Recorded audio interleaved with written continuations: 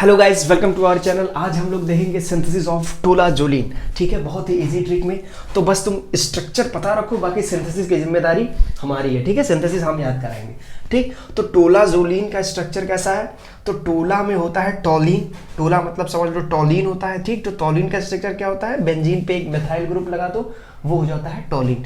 ठीक है, आजोलिन मतलब होता है कि इमिडाजोलिन। ठीक है, तो इमिडाजोलिन सबसे पहले हम लोग देखते हैं इमिडाजोल क्या होता है। तो इमिडाजोल, ठीक है, ओल मतलब होता है 5 मेंबर रिंग। ठीक है, एज मतलब होता है नाइट्रोजन, डी मतलब समझ लो डाया होता है। ठीक, और मिड मतलब होता है इसके बीच में एक मिथाइल ग्रुप होता है। ठीक, तो इमिडाजोलिन, ठीक है, तो 2 नाइट्रोजन लगाएंगे, 5 मेंबर रिंग में 2 नाइट्रोजन लगाएंगे, उसके बीच में एक मिथाइल ग्रुप रहेगा। ठीक, और इसमें ओल में ई है। ठीक है, इसलिए 2 डबल बॉन्ड होगी, यानी कि पूरा जो रिंग है वो रेजोनेटिंग स्ट्रक्चर होगा। ठीक है, यहाँ पे क्या होगा? लोन पेयर होगा, तो पूरे रिंग में रेजोनेंस पाया जाता है। ठीक, दूसरा आता है इमिडाजोलिन। ठीक है, तो जिसमें इन होता है।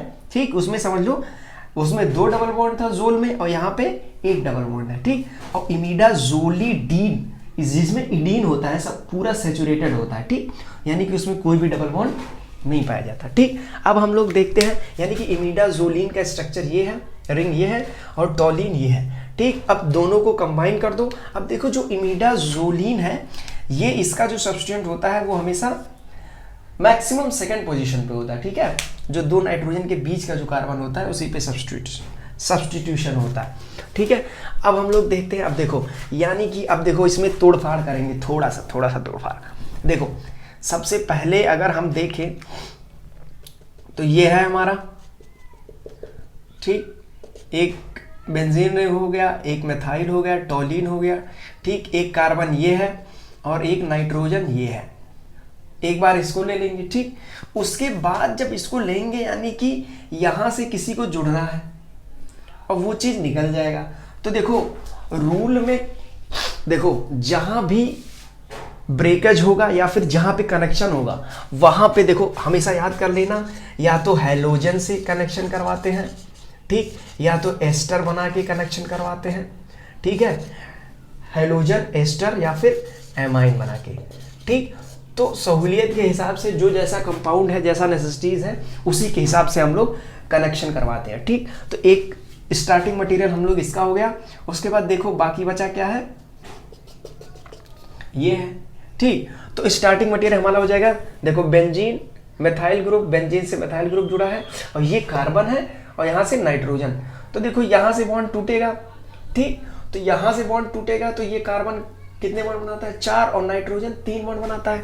तो यानी कि यहाँ एक बॉन्ड और आ जाएगा, ये बॉन्ड इधर शिफ्ट कर दो। तो ये हमारा स्टार्टिंग मटेरियल। ठीक है, स्टार्टिंग मटेरियल क्या है? यहाँ पे देखो साइनाइड ग्रुप है। ठीक, तो नंबरिंग कर दो कार्बन को 1 और 2। ठीक, तो 2 पे फेनाइल है और 2 कार्बन को यानी कि एसीटो, और ये हो गया नाइट्राइल। साइनाइड को कहते हैं नाइट्राइल। ठीक है, अगर साइनाइड होता तो ये एक ही कार्बन होता। ठीक है, चलो ठीक है, वो तो नंबरिंग सीखते रहोगे। अगर इसका दूसरा नाम देखें तो ये हमारा हो गया बेंजाइल ग्रुप और ये हो जाएगा साइनाइड। ठीक है, तो ये साइनाइड हो गया। ठीक, बेंजाइल ग्रुप कौन सा होता है?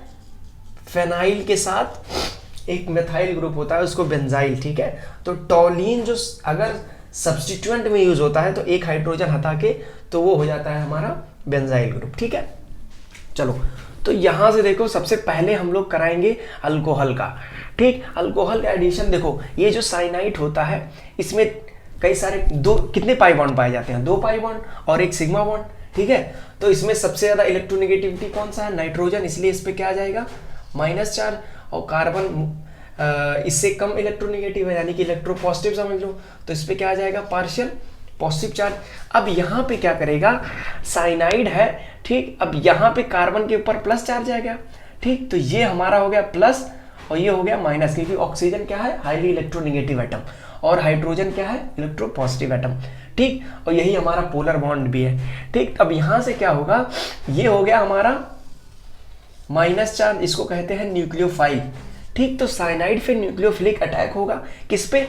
तो ये माइनस है, माइनस आएगा किस पे? प्लस पे। ठीक, और ये H प्लस किस पे जाएगा? नाइट्रोजन पे।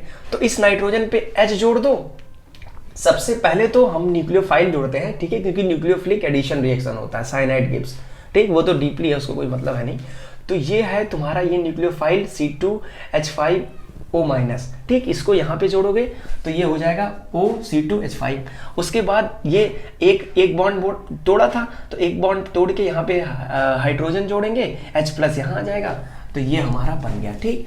अब इसको देखो सिंपली सा है, अगर हम लोग नॉमेनक्लेचर देखें तो यहाँ ये फंक्शनल ग्रुप है, ठीक, यहाँ से 1 और 2, ठीक, नाम दे दिया। अब ये हो गया, ये हमारा इथाइल हो गया, ठीक। सबसे पहली बात ये क्या है, कौन सा है, कौन सा ग्रुप है, ये है इमीन ग्रुप, ठीक है, इमीन ग्रुप, और ये ईस्टर बनाता है, तो ठीक, तो 8 हो गया, ठीक। जैसे हम ईस्टर पढ़ते हैं मेथाइल मेथियोनेट, ठीक है, ईस्टर ग्रुप का नोमेनक्लेचर तो ऐसा था, एथाइल एथियोनेट, ठीक। तो यहाँ पे देखो ये इमाइन ग्रुप है, ठीक, नाइट्रोजन से डबल बॉन्ड कार्बन जुड़ता है, वो इमाइन ग्रुप होता है, ठीक है, इमीन ग्रुप कहते हैं, ठीक। उसके बाद 1 2, तो 2 पे क्या जो सबसे पहले इथाइल, इसको लिखेंगे, ये इथाइल हो गया। 2 पे क्या जुड़ा है, फेनाइल ग्रुप, ठीक। उसके बाद रूट कार्बन क्या है, इथेन है, तो यहाँ तक हो गया। उसके बाद अब ये हमारा है, इसको कहते हैं, ये इसको पूरे को कहते हैं यहाँ से यहाँ तक, ठीक। अगर यहाँ पे O होता तो कार्बोक्सी होता, ठीक है, तो कार्बोक्सिलिक एसिड, ठीक, तो इसको हो गया कार्बोक्सी, ठीक है। और यहाँ पे क्योंकि इमाइन ग्रुप है इसलिए लोग कहते हैं इमीन, और 8 काहे कहते हैं, क्योंकि ईस्टर है, ठीक।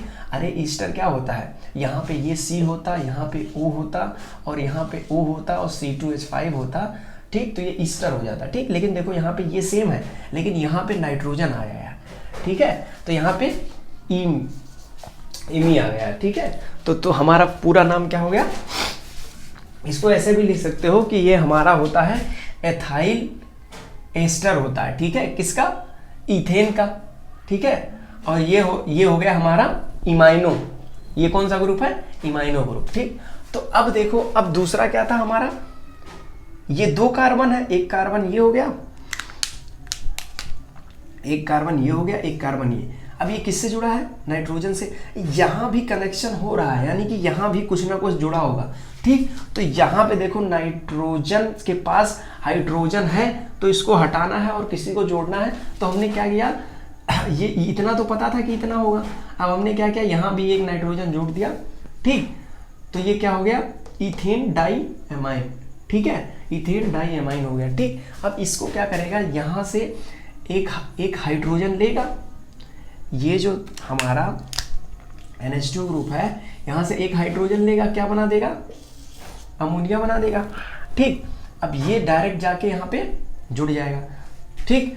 उसके बाद ये जो हमारा C2H5O है, ठीक, जैसे लिए थे ये क्या हो जाएगा, वापस मिल जाएगा, ठीक। तो जैसे लिए वापस मिला, समझ लो ये कैटलिस्ट का काम करता है, ठीक है, इथेनॉल कैटलिस्ट का काम करता है, ठीक है, रेट ऑफ रिएक्शन को बस बढ़ाता है, ठीक।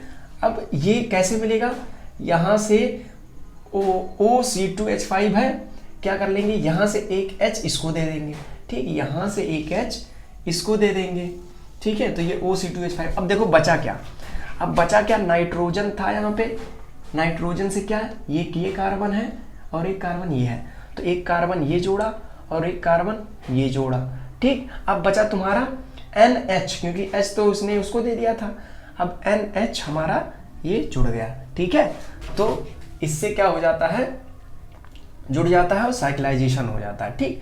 तो कौन सा ग्रुप बना लेता है, इमिडाजोलिन, ठीक है। तो हमारा क्या बन गया, टोलाजोलिन, ठीक। देख लो एक बार अगर ना समझ में आए, वैसे बहुत इजी है, ठीक। अगर हमें टोलाजोलिन का स्ट्रक्चर पता है तो मेरे हिसाब से ये रिएक्शन बहुत आसान है।